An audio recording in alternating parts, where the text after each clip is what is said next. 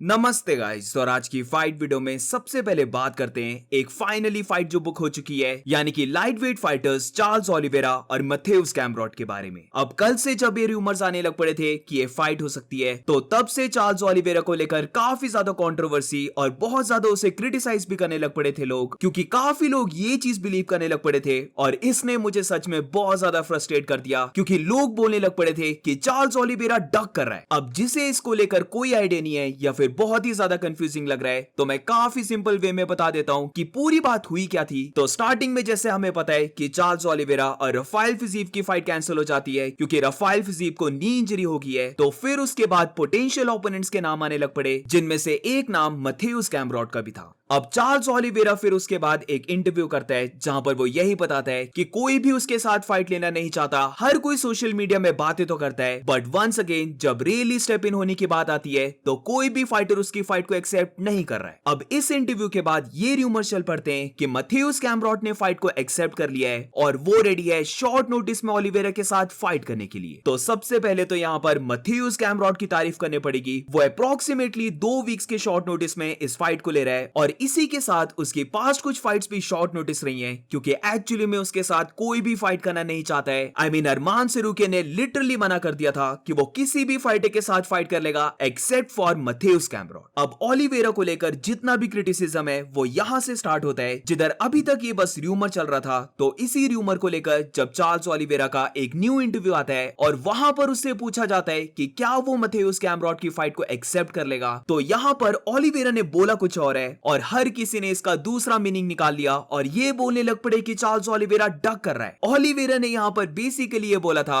कि stylistically Matthews गैम्ब्रॉट का matchup उसके लिए ज्यादा कॉम्प्लिकेटेड, मीनिंग शॉर्ट नोटिस में ज्यादा टफ है। अब क्यों मैथ्यूस गैम्ब्रॉट का स्टाइल उसके लिए टफ रह सकता है, तो इसी चीज को ओलिवेरा ने बताया। लाइक वो ये कहता है कि उसका पूरा ट्रेनिंग कैंप गया है एक स्ट्राइकर के अगेंस्ट फाइट करने में, तो अब उसे शॉर्ट नोटिस में मैथ्यूस गैम्ब्रॉट की फाइट मिल रही है जो स्टाइलिस्टिकली काफी कॉम्प्लिकेटेड है। फाइट को बस 2 हफ्ते बचे, तो उसे लिटरली अपने पूरे गेम प्लान को चेंज करना पड़ेगा और मैथ्यूस गैम्ब्रॉट के लिए फोकस करना पड़ेगा। कहीं पर भी ओलिवेरा ने ये नहीं बोला कि वो मैथ्यूस गैम्ब्रॉट की फाइट को रिजेक्ट करता है, बल्कि यहाँ पर ओलिवेरा सिर्फ इस चीज को एक्सप्लेन करता है कि क्यों मैथ्यूस गैम्ब्रॉट की फाइट उसके लिए एक्चुअली में एक टफ फाइट है और अब वो एकदम से फाइट करने वाला है एक प्योर ग्रैपलर के अगेंस्ट। बट हर कोई इस इंटरव्यू के बाद चार्ल्स ओलिवेरा के ऊपर जंप कर जाता है कि वो डक कर रहा है गैम्ब्रॉट को, और मैं काफी कमेंट्स को ये पढ़ रहा था जहां पर डम लोगों की तरह लोग ये कमेंट कर रहे हैं, come on guys, Charles Oliveira और वो डक करे फाइट को, ये चीज पॉसिबल ही नहीं है। और माइंड यू गाइस, अभी तक ये फाइट ऑफिशियल भी नहीं हुई थी और मैं तो तभी से कॉन्फिडेंट था कि अगर एक्चुअली में यूएफसी ओलिवेरा को गैम्ब्रॉट की फाइट देती है तो 100% ओलिवेरा फाइट को एक्सेप्ट कर लेगा। तो एंड में एग्जैक्टली ये होता है जहां पर चार्ल्स ओलिवेरा और मैथ्यूस गैम्ब्रॉट की फाइट बुक हो जाती है, जिसका मतलब ये है कि ओलिवेरा ने कहीं पर भी डक नहीं किया गैम्ब्रॉट को, बल्कि उसने फाइट को एक्सेप्ट कर लिया। तो जितने भी लोग ये बोल रहे थे कि ओलिवेरा डक कर रहा है, आई मीन ये प्रीटी एविडेंट है कि चार्ल्स ओलिवेरा किसी को भी डक नहीं करेगा।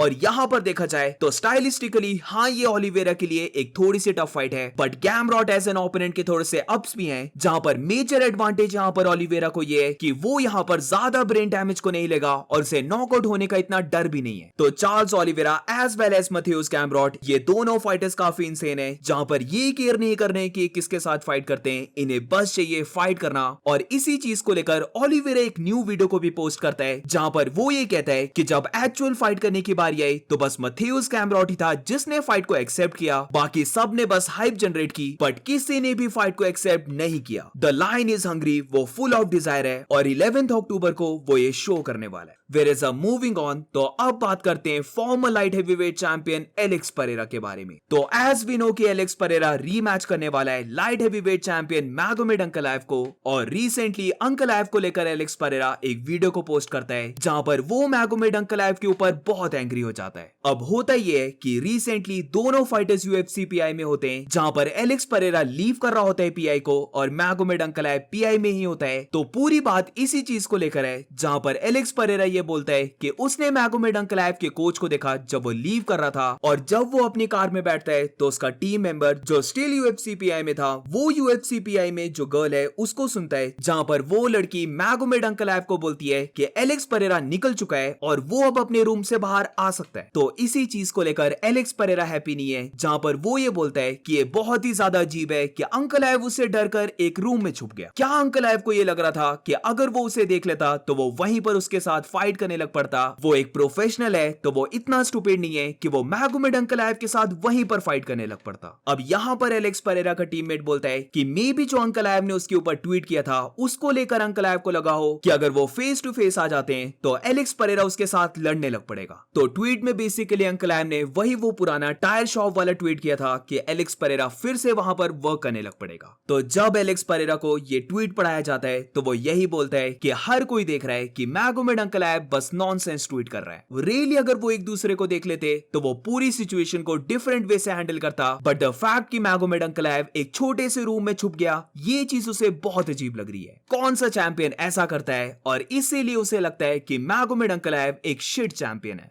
मैगोमेड अंकल ऐप ने इस चीज को शो कर दिया कि वो एक कावर्ड पर्सन है, जहां पर वो ट्वीट तो बहुत ज्यादा कर रहा है बट उसके बाद दोनों की कन्फ्रंटेशन ना हो जाए इसलिए वो एक रूम में छुप कर बैठ गया। तो देखते हैं कि वो कितना ज्यादा हाइड कर लेता है, क्योंकि जब केज बंद होगा तब तो उसे फेस करना ही पड़ेगा। तो ये था पूरा सीन एलेक्स परेरा का, और एक्चुअली में यहाँ पर एलेक्स परेरा थोड़ा सा एंग्री लग रहा है। अंदर से मुझे ये फीलिंग आ रही है कि इस बार मैच बहुत ज्यादा डिफरेंट जाने वाला है, जहां पर बीट मैगोमेड अंकल ऐप या फिर एलेक्स परेरा दोनों में से कोई ना कोई फाइटर नॉकआउट होने वाला है। और moving on to the next update, तो अब बात करते हैं middleweight champion Hamzat Chimaev, Reinier de Ridder और नसरुद्दीन इमामोव के बारे में। तो आरटीआर का इंटरव्यू होता है जहां पर उससे ये पूछा जाता है कि नसरुद्दीन ने काफी कंफर्टेबल विन को ले लिया है अगेंस्ट कायो बहालियो, तो क्या उसे लगता है कि अब ये 100% कंफर्म है कि नसरुद्दीन इमामोव को ही मिलेगा नेक्स्ट टाइटल शॉट, या फिर मे बी अगर वो ब्रैंडन एलन को इंप्रेसिव वे से बीट कर देता है तो उसे मिल सकता है टाइटल शॉट। तो यहाँ पर आरटीआर ने बेसिकली ये बोला था कि वो केयर नहीं करता, उसे ही मिलने वाला है नेक्स्ट टाइटल शॉट। तो अब इस चीज का हमजा चिमाएव ने रिप्लाई दे दिया है, जहां पर वो लिखता है डजंट मैटर, सेम सेम। तो हमजाद को जरा भी केयर नहीं है कि कौन उसका नेक्स्ट ओपोनेंट होता है, बीट नसरुद्दीन या फिर बीट आरटीआर, वो दोनों में से किसी के साथ भी फाइट करने के लिए रेडी है। और अब moving on to the next update, तो थोड़ी सी बॉक्सिंग की बात कर लेते हैं, क्योंकि जो अभी बॉक्सिंग फाइट होने वाली है वो एब्सोल्युटली मनी ग्रैब करने वाला सर्कस चल रहा है।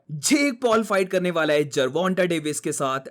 बोलकर ही ये शॉकिंग लगता है कि ये दोनों एक दूसरे के साथ फाइट करने वाले हैं, क्योंकि नो वेयर नियर इन दोनों का साइज मैच होता है, ना ही दोनों का वेट मैच होता है। दोनों के बीच में कपल ऑफ प्रेस कॉन्फ्रेंस हुई है और फिर उसके बाद दोनों के फेस ऑफ होते हैं, और ये दोनों फेस ऑफ बहुत ज्यादा फनी थे। मैं तो बहुत ज्यादा हंसा हूं, स्पेशली जिस वे से दोनों ने फेस ऑफ किए। जेक पॉल ट्राई कर रहा था कि वो इंटिमिडेट करे जरवॉन्टा को, और जरवॉन्टा डेविस अपनी ही दुनिया में था, उसको देखकर लग रहा था कि वो वहां पर प्रेजेंट भी नहीं होना चाहता। पर सबसे फनी बात पता है क्या है? ये ऐसी बॉक्सिंग फाइट है जो एक्चुअली में फन होने वाली है। इनकी प्रेस कॉन्फ्रेंस होगी, फिर जो वेन्स होंगे, और फिर उसके बाद अल्टीमेटली जो बॉक्सिंग मैच होगा वो टू बी ऑनेस्ट लाख गुना बेटर और ज्यादा मजा आएगा देखने में एज कंपेयर टू कनेलो और क्रॉफर्ड ने जो फाइट की थी। सच में अगर तुम नोटिस करो तो बॉक्सिंग अभी स्टेट में जा चुकी है कि यंग जनरेशन को बॉक्सिंग फैन बनाने के लिए उन्हें ऐसी शिटी फाइट्स करवाने पड़ रही हैं, क्योंकि ऑलमोस्ट यंग जनरेशन जो भी कॉम्बैट स्पोर्ट देखती है वो ज्यादा प्रेफर करेगी एमएमए को देखना as compare to boxing. And that's it guys, आज की फाइट वीडियो में बस इतना ही। अगर तुम्हें वीडियो अच्छी लगी हो तो please make sure to like and subscribe. मिलते हैं नेक्स्ट वीडियो में।